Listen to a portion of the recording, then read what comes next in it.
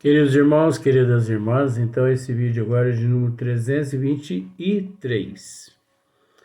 Então, nós nos encontramos no capítulo 9, nono, na Gênese, né? Questão de número 4, o tema dilúvio bíblico.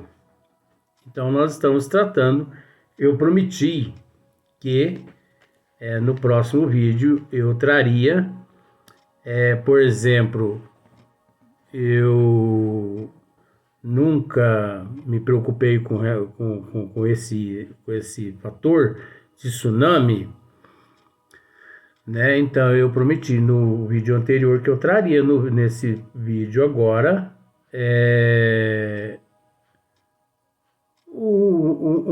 um dos maiores, né? Porque teve tsunamis maiores no mundo. Mas, por exemplo, no ano de 2004, ocorreu na costa norte da ilha de Sumatra, na Indonésia, no dia 26 de dezembro de 2004, um tsunami que matou o equivalente a 230 mil pessoas, né? Parece que 9,1 na escala Richter, um negócio assim, mais ou menos assim. Então, você vai me dizer, com todo respeito, que um tsunami desse não é um dilúvio? Dilúvio inundou tudo, acabou com aquela região toda.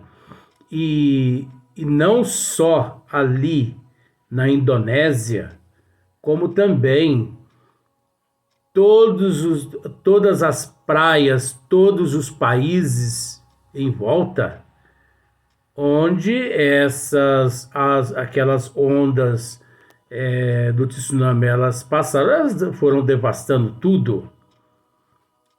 Aquilo ali não deixa de ser um dilúvio. Um dilúvio tratado aqui no livro A Gênese como local. Local. Não é nem parcial, é local. Local porque foi apenas naquele local. Da mesma forma, o grande dilúvio asiático, né? Então, dando sequência,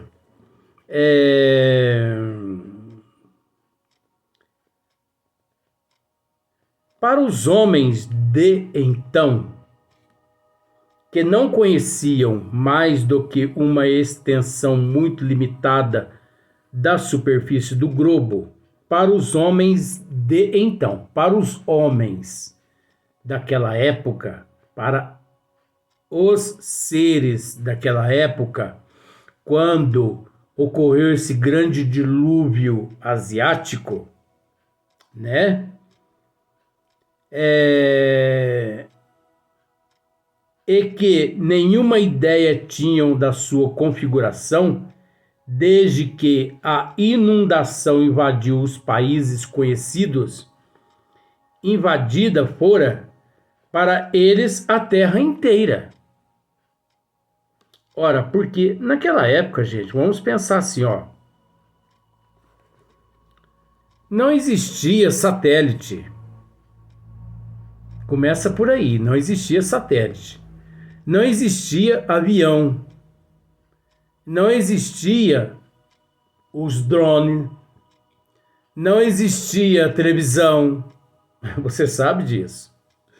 Não existia os repórter, graças a Deus, né?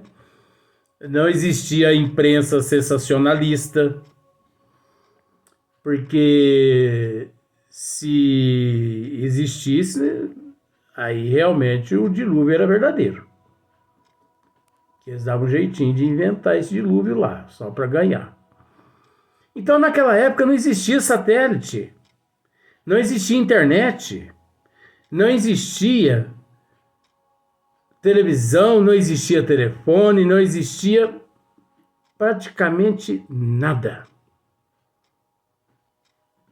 Existia mais, era camelo, meios de comércios de barganha.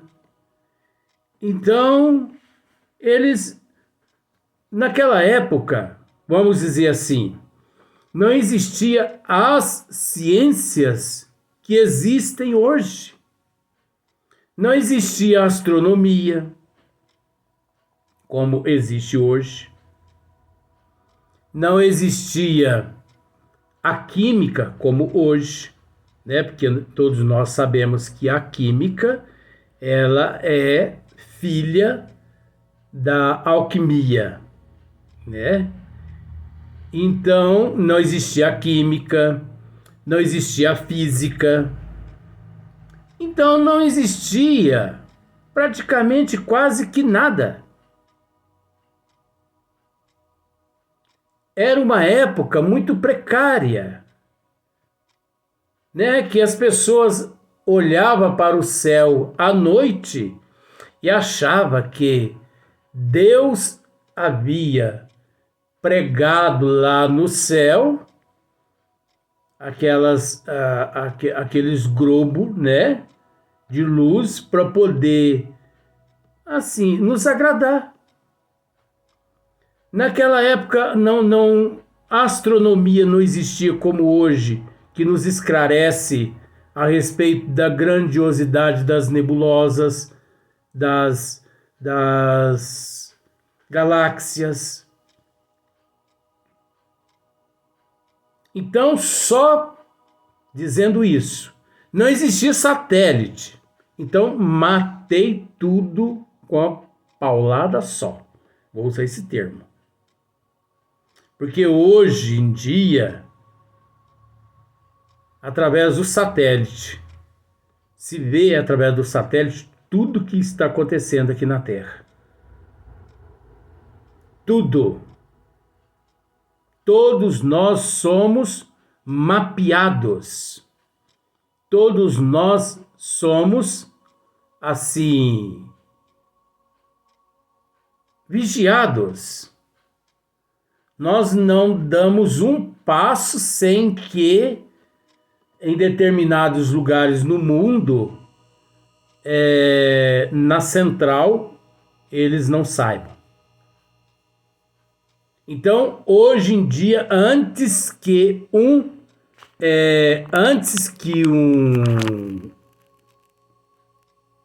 vulcão entre em erupção,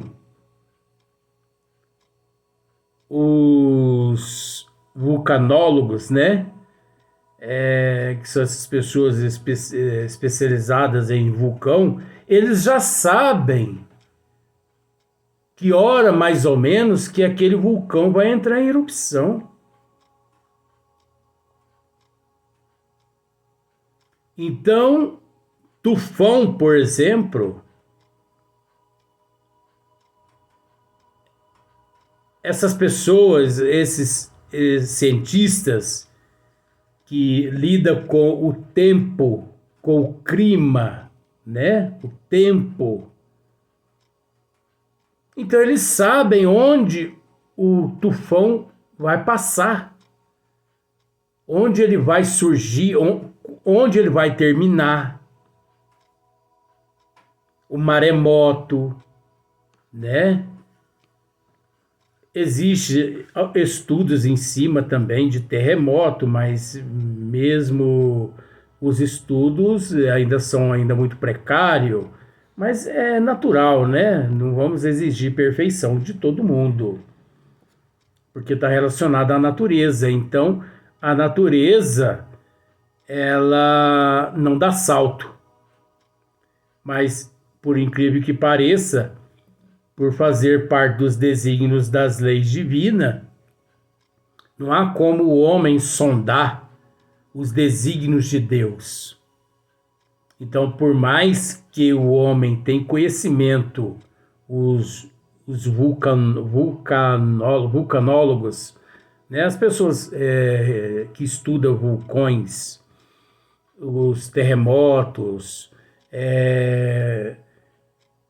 os tufões, por mais que eles pesquisam, eles têm, né, ali uma grade toda de acontecimentos, mas eles ainda não conseguem ainda, ou melhor, eles ainda não conseguiram driblar a natureza, porque a natureza é a natureza divina.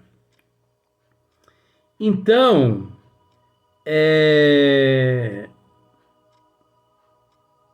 explicando aqui, como por exemplo, olha só para você ver, ou melhor, hoje naquela época não existia, não me perdi não, é que eu li uma frase aqui e eu me lembrei de algo que teríamos que dar sequência nela. Naquela época não existia satélite para mapear todo o globo. Era tudo precário.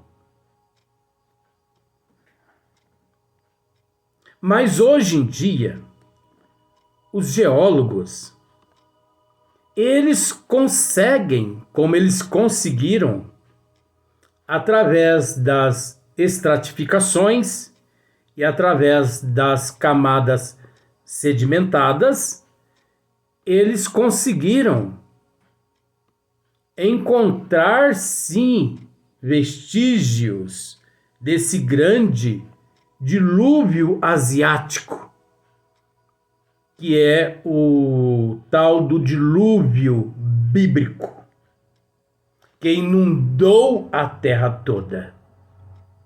Só que isso é mitologia. Esse que os geólogos descrevem é fato, é real, porque ele é local.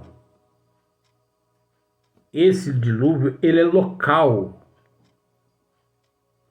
Ele faz parte de algumas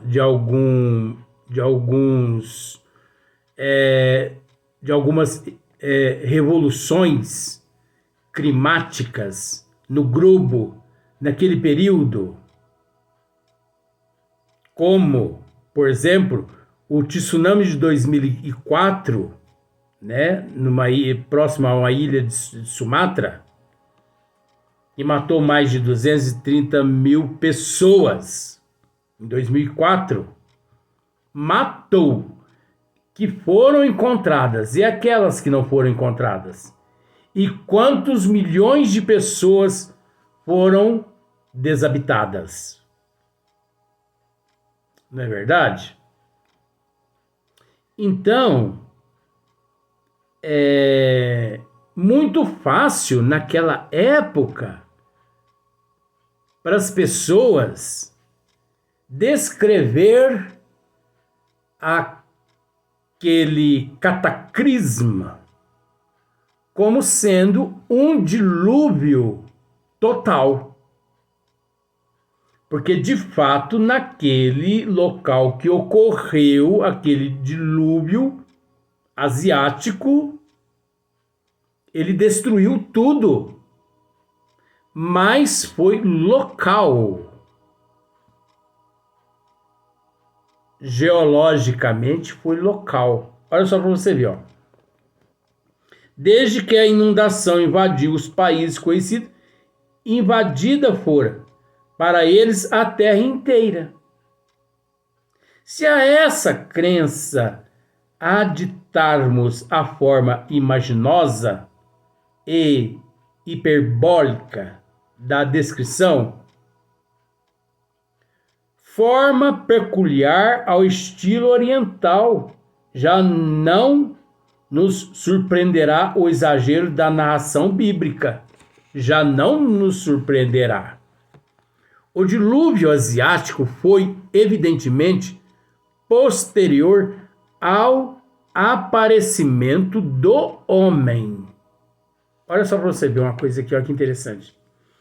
O dilúvio asiático foi evidentemente posterior ao aparecimento do homem na Terra, visto que a lembrança dele se conservou pela tradição em todos os povos daquela parte do mundo, os quais o consagraram em suas teogonias.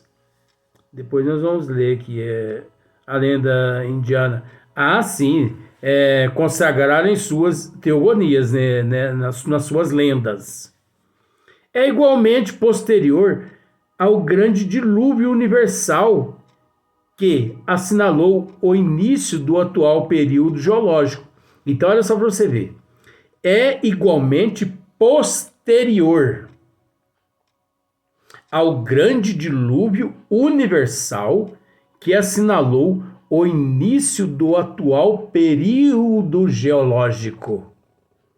Quando se fala de homens e de animais antediluvianos, a referência é aquele primeiro cataclismo. Então você entendeu bem? Né?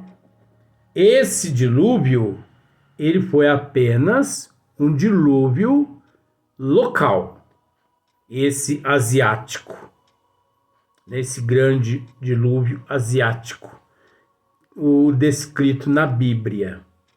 Mas tudo não passa-se de lenda, tudo não passa-se de mitologia, como, por exemplo, existe uma lenda. A lenda indiana sobre o dilúvio refere, segundo o livro dos Vedas, que Brahma, transformado em peixe, se dirigiu ao piedoso monarca. Ele disse: chegou o momento da dissolução do universo.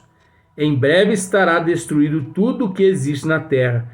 Tens que construir um navio em que embarcarás depois de teres embarcado somente de todos os vegetais. Esperar-me-ás nesse navio, e eu verei ter contigo, trazendo à cabeça um chifre pelo qual me reconhecerás. O santo obedeceu, construiu um navio, embarcou nele e o atou por um cabo muito forte ao chifre do peixe. O navio foi rebocado durante muitos anos com extrema rapidez por entre as estrelas de uma tremenda tempestade, abordando afinal ao cume do monte, e não sei o nome aqui esquisito aqui, da tempestade abordada afinal ao quase cume. Brahma ordenou em seguida, né, esse outro nome também esquisito aqui, que eu não consigo decifrar esse nome, Valvasvata, que criasse todos os seres e com eles povoasse a terra. Então, você observa que isso é tudo lenda, isso é tudo mitologia. Agora, ninguém mais na Terra aproveitou-se de todas essas lendas, de todas essas mitologias, que o próprio catolicismo. Eles aproveitaram de todas essas lendas, de todos esses contos de fadas, para poder realizar uma lavagem cerebral na mente dos ignorantes. Vamos dizer assim, com todo respeito. Porque se nós pararmos para observar aqui, você observa que em momento algum os geólogos descrevem vestígios de Noé, da arca de Noé. Em momento algum. Onde encontram-se os vestígios da arca de Noé? Em lugar nenhum. Por quê? Porque é lenda, é mitologia. Não existiu Noé nesse sentido, não existiu. Se Noé existiu, foi lá um ser humano como outro qualquer, mas não existe lenda, não existe vestígio nenhum na astronomia, na geologia, aliás, que prove que realmente essa arca, né, mesmo sendo mitologia, mesmo sendo lenda, não existe na geologia nada que prove. E interessante, a geologia ela vem provar o contrário, de que esse dilúvio total ele não existiu naquele período, a não ser a geologia apenas prova que existiu apenas um dilúvio, que foi o período diluviano aqui na Terra, que inundou a Terra toda de lava vulcânicas, de águas, onde fez-se uma divisão total na geologia da Terra, mudando inclusive oceanos de lugar. Enfim, foi uma revolução total. Mas esse dilúvio asiático não, esse dilúvio, esse grande dilúvio asiático descrito na Bíblia, ele não corresponde. Ele foi apenas uma revolução, sim, naquela época, mas uma revolução naquela época na parte geológica da Terra, mas que não tem nada a ver com a mitologia, não tem nada a ver com as lendas, como por exemplo a lenda e a mitologia de Noé. Não tem nada a ver com o Deus de Dante, que Deus apareceu a Noé e pediu para que Noé construísse uma arca. Uma arca tão enorme, descreve eles. E Deus pediu, você sabe disso, Deus pediu para que Noé colocasse dentro daquela arca um casal de todos os seres existentes na Terra. É aquilo que eu já disse. Se fosse verdade, Noé 2023 ainda estaria colocando animais dentro dessa arca até hoje. Porque e os seres que vivem no reino, no microcosmo, né? Os seres infinitesimais, né? As células, os micróbios, ora, coitadinho, um casal também, né? E o coronavírus, né? A gripe espanhola também, são vírus. Tinha que pegar um casalzinho da gripe espanhola, guardar lá também, né? A peste bubônica, no ano de 1200 e pouco, né? Matou mais de 65 milhões de pessoas por todo o mundo. Tinha que colocar um casalzinho lá, guardar lá também. E eu fico pensando também, será que naquela época não tinha o vidro, né? Porque tinha que guardar também, porque Deus pediu para Noé, né? Para colocar ali um casal de todos os animais, né? Será que Noé sabia nadar?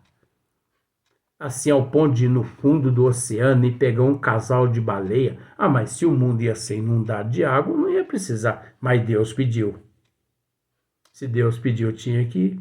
E outra, Noé, será que ele era um bom caçador? Será que ele sabia fazer armadilha para poder pegar os leões na África, as onças na África, né?